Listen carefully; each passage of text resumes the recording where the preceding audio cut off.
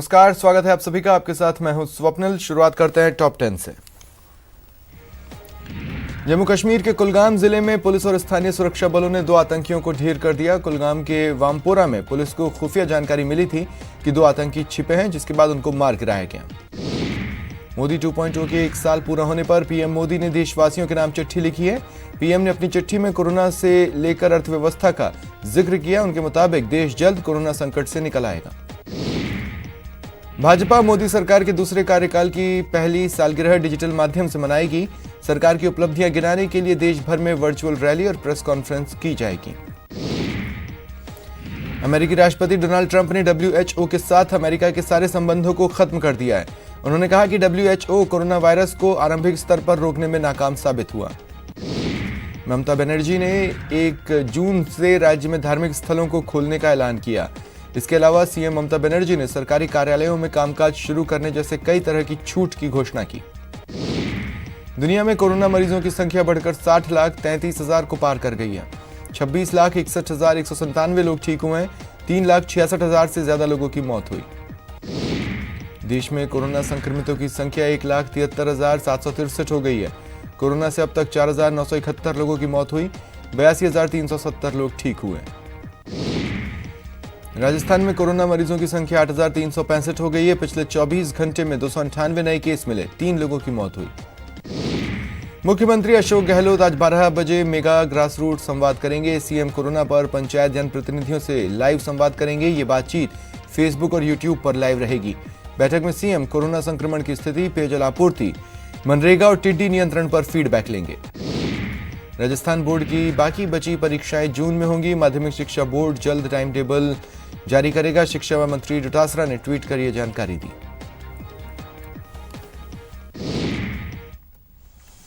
और बड़ी खबर इस वक्त मिल रही है, विदेश मंत्रालय में 2 कोरोना पॉजिटिव मामले मिले हैं। जानकारी मिल रही है कि एक कंसल्टेंट और एक लीगल ऑफिसर कोरोना पॉजिटिव निकले हैं। फिलहाल संपर्क में जो इन दोनों के संपर्क में आने वाले जो अधिकारी हैं, उन्हें सेल्फ क्वारंटीन किया गया है। कंसल्टेंट विदेश मंत्रालय के मध्य यूरोप विभाग में कार्यरत हैं और जो लीगल अफसर हैं वो लॉ डिवीजन में कार्यरत हैं।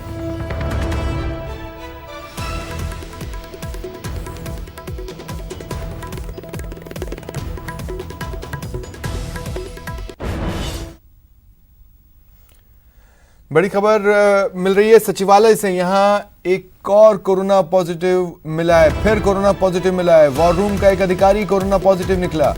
अमित कक्कड़ की रिपोर्ट पॉजिटिव आई है। बता दें कि सचिवालय की लाइब्रेरी में वॉर रूम है। वॉर रूम के माध्यम से पूरे प्रदेश की मॉनिटरिंग की जा रही है। SSO बिल्डिंग में कल एक रोगी मिला था। बता दें अमित कक्कड़ PWD विभाग में अतिरिक्त मुख्य अभियंता इलेक्ट्रिकल के पद पर कार्यरत हैं। फिलहाल राजकोम में डेपुटेशन पर तकनीकी निदेशक की जिम्मेदारी संभाल रहे हैं।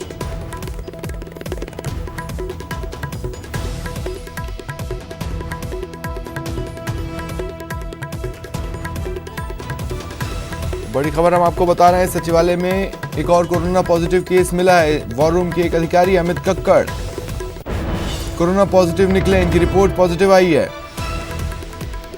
ऐसे में जो कोई भी इनके संपर्क में आया उन्हें सेल्फ क्वारंटीन किया जा रहा है। एहतियातन जो कदम उठाने हैं वो उठाए जा रहे हैं।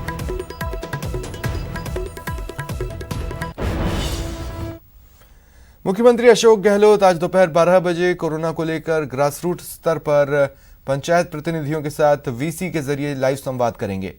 यूट्यूब, फेसबुक और ट्विटर पर पंचायत प्रतिनिधियों के साथ होने वाला संवाद लाइव रहेगा। सीएम कोरोना संक्रमण, पेयजल आपूर्ति, मनरेगा और टिड्डी नियंत्रण पर फीडबैक लेंगे। VC में डिप्टी सीएम, मंत्री, CS, सभी जिलों के कलेक्टर, जिला परिषद CEO भी जुड़ेंगे। बता दें इससे पहले सीएम गहलोत विधायकों से VC के जरिए लाइव संवाद कर चुके हैं। आज के संवाद में ग्रासरूट स्तर से कई अहम सुझाव निकलकर आने की उम्मीद है।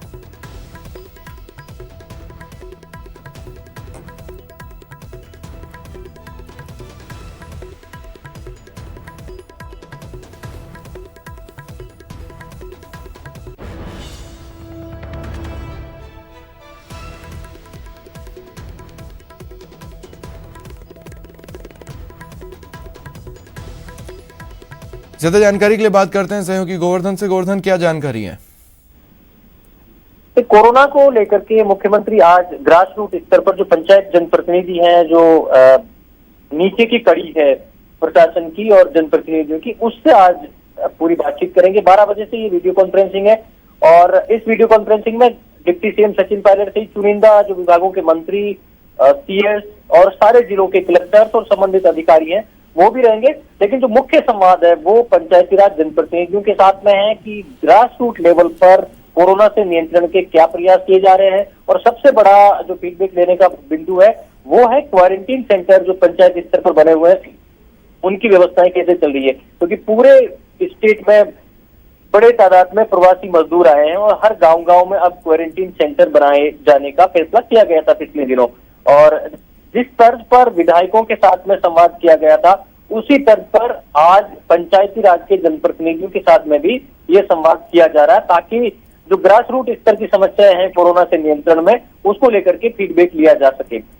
साथ ही जो बड़े इश्यू है अभी, जैसे टिड्डी नियंत्रण का, टिड्डी का जो प्रकोप है वो लगभग पूरे स्टेट में हो चुका है, तो टिड्डी नियंत्रण को लेकर के भी एक प्रेजेंटेशन कृषि विभाग के अफसरों की ओर से दिया जाएगा।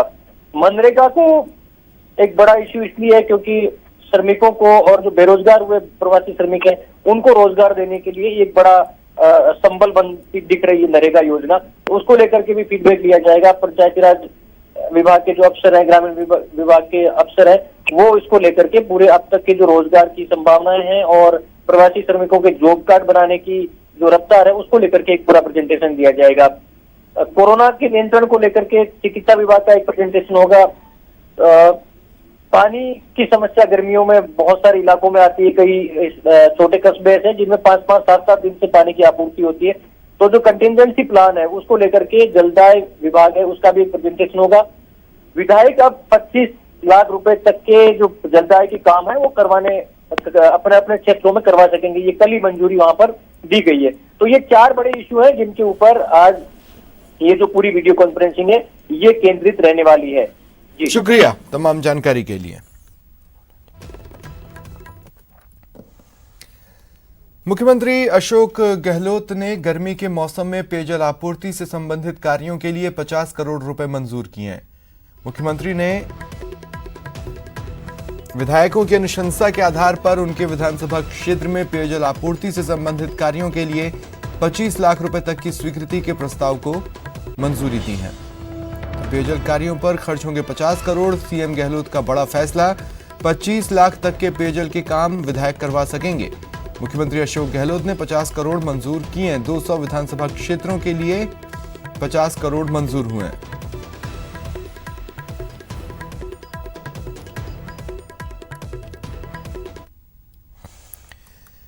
कोरोना के चलते स्थगित की गई 10वीं और 12वीं की बोर्ड परीक्षाएं जून में कराई जाएगी। शिक्षा विभाग की बैठक में सीएम गहलोत ने यह फैसला किया। माध्यमिक शिक्षा बोर्ड जल्द ही 10वीं और 12वीं की बोर्ड परीक्षाओं का टाइम टेबल जारी करेगा। सीएम अशोक गहलोत ने परीक्षाओं के लिए अफसरों को समुचित व्यवस्थाएं करने के निर्देश दिए। सीएम ने परीक्षाओं के दौरान हेल्थ प्रोटोकॉल की पालना सुनिश्चित करने के भी निर्देश दिए।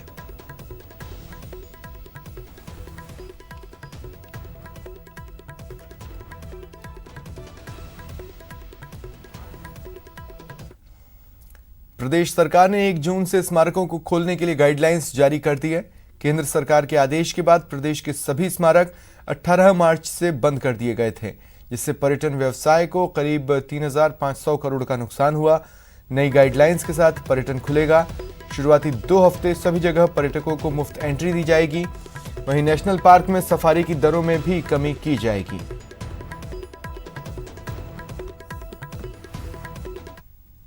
राजस्थान में कोरोना संकट की वजह से 18 मार्च से लगा पर्यटन पर जाम अब खुल जाएगा। 1 जून से राजस्थान के तमाम ऐसे स्मारकों और पर्यटन स्थलों को खोला जाएगा जहां पर पर्यटन अभी पूरी तरह से बंद रखा गया था। राजस्थान के पुरातत्व एवं संग्रहालय विभाग ने लॉकडाउन 5 के लिए अभी से आदेश जारी कर दिया है कि पर्यटन पर लगा बड़ा जाम अब खुलेगा। आप देख सकते हैं कि पर्यटन स्थल जो हैं वो वीरान पड़े हुए हैं, बुकिंग विंडोज पे ताला लगा हुआ है, और 18 मार्च के बाद से कोई पर्यटक इन पर्यटन स्थलों पर नहीं आया है। चाहे बात हम राजस्थान के उन तमाम बड़े किलों की करें, महलों की करें, म्यूजियम की करें, या फिर राजस्थान में ऐसे ही दूसरे पर्यटन स्थलों की जहां पर बहुतायत में पर्यटक आया करते थे।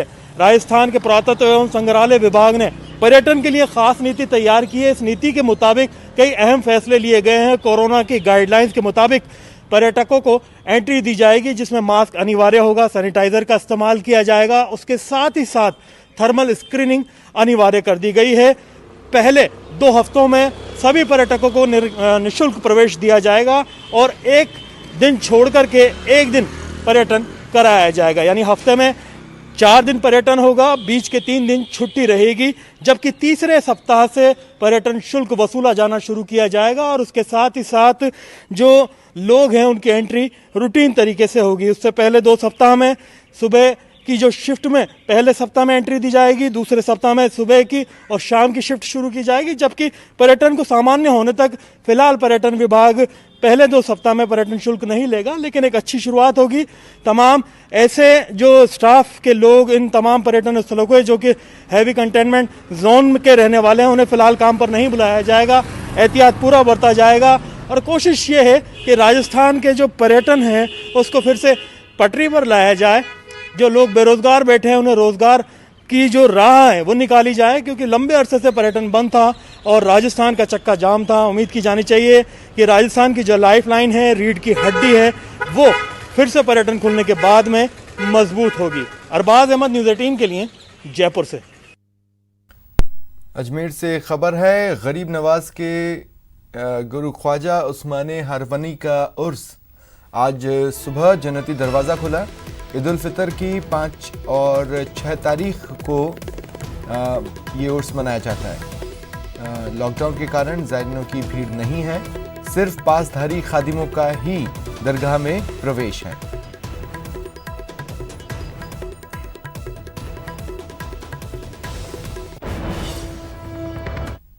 कायनात के अंदर ऐसा पीर और मुरीद नहीं मिलेगा।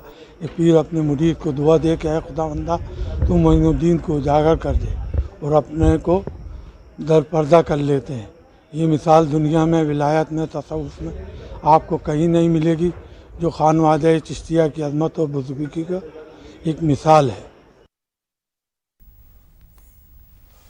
और वक्त एक ब्रेक के बाद बात मौत के टिकटॉक की।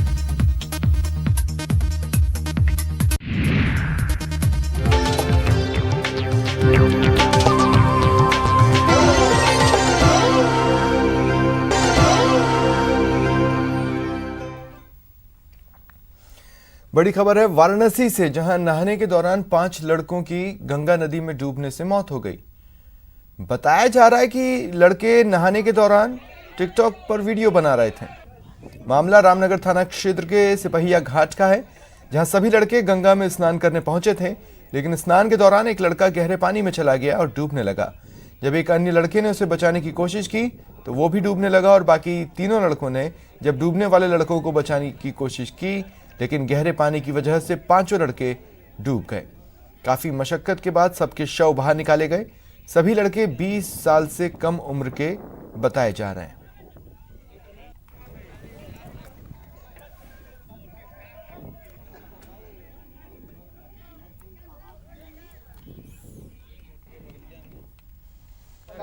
वीडियो बनाने का शौक था, ऐसा कुछ जांच में भी आया? ऐसी बात अभी तक सामने नहीं आई है, इसकी जांच की जाएगी। अगर कोई बात तथ्य आएगा तो आपको बताया जाएगा।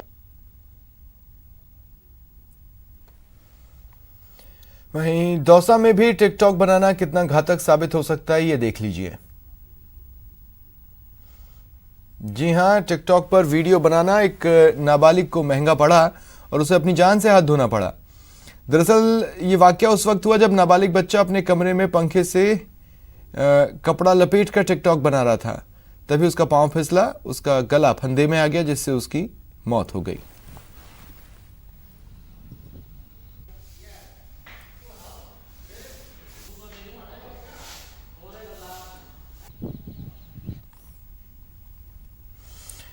कोटा के उद्योग नगर से खबर है, जुआरियों के खिलाफ पुलिस ने बड़ी कार्रवाई को अंजाम दिया है। सार्वजनिक स्थान पर जुआ खेलते 5 लोग गिरफ्तार किए गए। फिलहाल कोटा पुलिस मामले की जांच कर रही है। ये बड़ी खबर, कोटा के उद्योग नगर में 5 लोग जुआ खेल रहे थे। पुलिस ने कार्रवाई कर इन 5 को गिरफ्तार कर लिया है।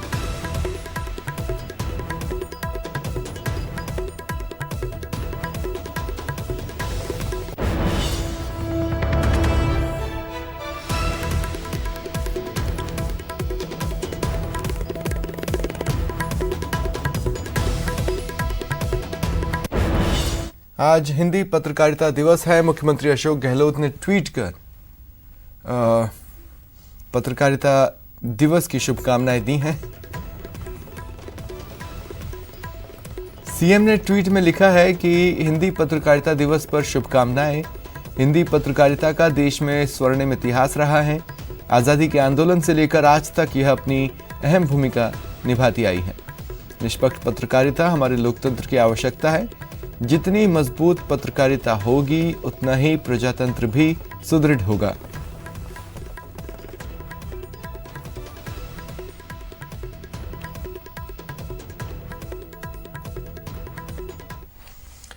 चलिए बात कर लेते हैं टिड्डी टेरर की, जिसका असर कोटा में भी आज देखने को मिला।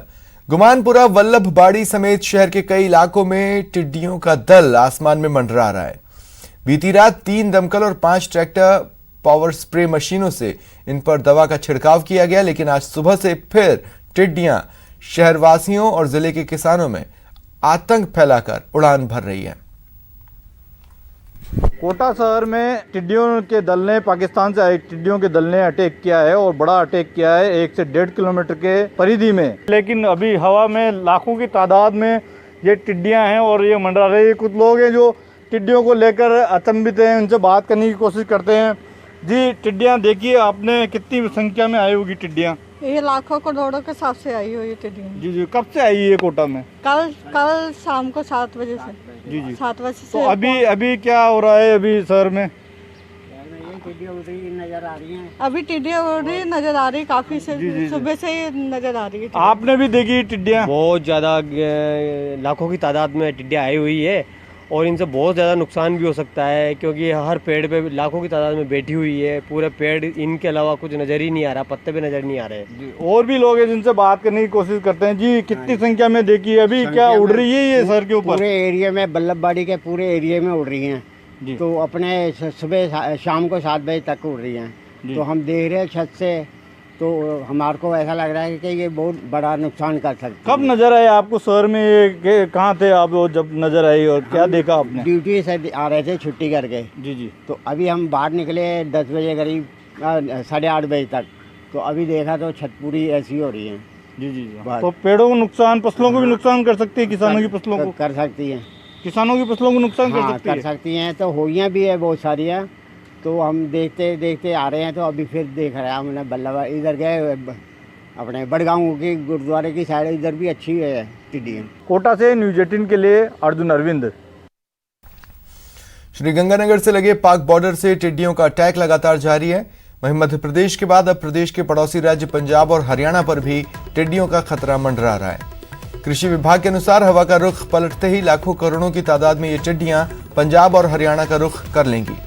कृषि विभाग के डिप्टी डायरेक्टर जीआर मटोरिया से बात की श्रीगंगानगर संवाददाता अशोक कुमार शर्मा ने।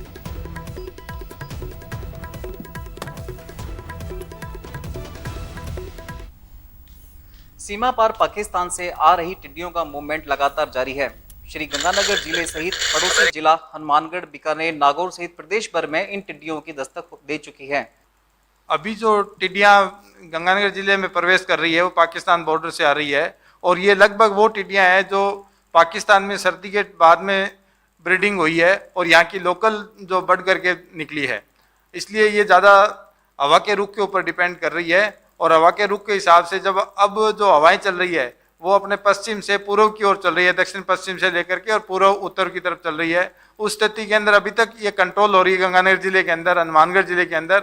और एक दिन जरूर ये स्थिति रही कि गंगानगर से सीधा निकल के गड़साना से निकली और वो बीकानेर में जाकर के उसका पड़ाव हुआ, और बीकानेर से आगे तक वो निकलती गई और राजस्थान में काफी आगे तक चली गई। टिड्डियों ने काफी नुकसान पहुंचाया है। किस हद तक नुकसान पहुंचाया है, और साथ में पंजाब के कृषि विभाग के साथ साथ किसानों को किस तरह से अलर्ट रहना चाहिए कि उनको उन टिड्डियों दलों से मुकाबला कर सकें और कम से कम नुकसान पहुंचे? गंगानगर जिले में लगभग 4000 हेक्टेयर में जो है बीटी कॉटन की सोइंग को 15 दिन 20 दिन पहले की उगी हुई थी, उसके अंदर 4 पत्ते 6 पत्ते की अवस्था थी। उन पत्तियों को खाने से काफी बड़ा नुकसान हुआ है। 50% से लेकर 100% तक नुकसान कुछ खेतों में देखने को मिला है। और अगर ये पंजाब में जाती है तो इसके अंदर कॉटन की यही स्टेज की कॉटन वहां भी मिल रही है, तो उस स्टेज में वहां भी वो नुकसान कर सकती है। हवाओं का रुख बदलते ही टिड्डियां एक दिन में 100 से 150 किलोमीटर का सफर तय करती हैं। साथ में इनका ये भी पंजाब के कृषि विभाग और साथ में वहां के किसानों को राय है कि वो अभी से तैयार रहें, अलर्ट रहें और अपनी फसल को टिड्डियों के हमले से बचाकर रखें। अशोक शर्मा, न्यूज़ 18, श्री गंगानगर। मरुधरा समेत देश के कई राज्यों में मंडरा रही आसमानी आफत को पिछले 25 सालों का सबसे खतरनाक हमला बताया जा रहा है, लेकिन टिड्डियों के इस आतंक को अब अवसर में बदलने की तैयारी तेज हो गई है। आसमानी आफत अब होगा अंत।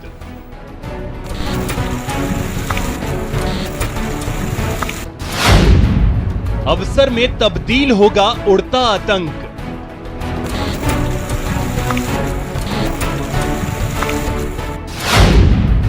ये आफत अब आदमी का निवाला बन जाएगी।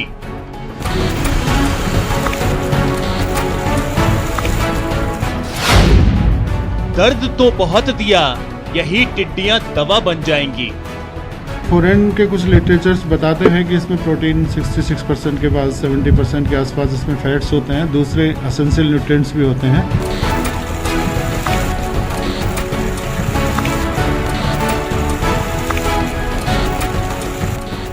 राजस्थान से राजधानी दिल्ली तक टेरर, अब एमपी, यूपी, हरियाणा, गुजरात और महाराष्ट्र में आसमानी आफत मंडरा रही है।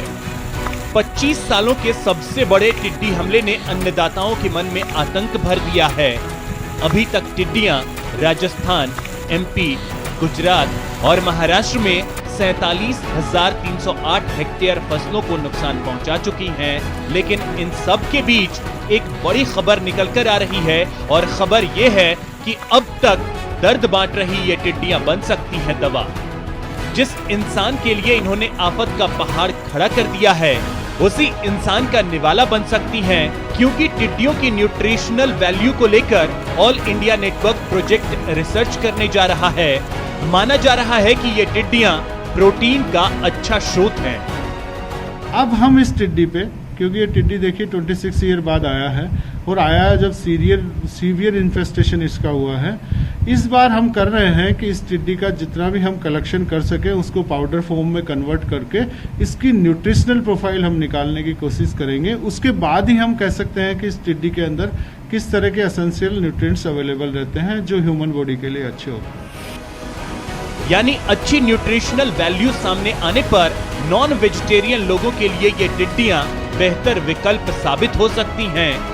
दूसरी ओर इस आफत के अंत के लिए नए कीटनाशक पर भी रिसर्च की तैयारी है, क्योंकि फिलहाल जिन कीटनाशकों का प्रयोग किया जा रहा है वे उतने कारगर साबित नहीं हो रहे हैं। आजकल जो नए मॉलिक्यूल्स आ रहे हैं पेस्टिसाइड्स के, वो काफ़ी इफेक्टिव होते हैं, क्विक लॉकडाउन इफेक्ट उनका होता है।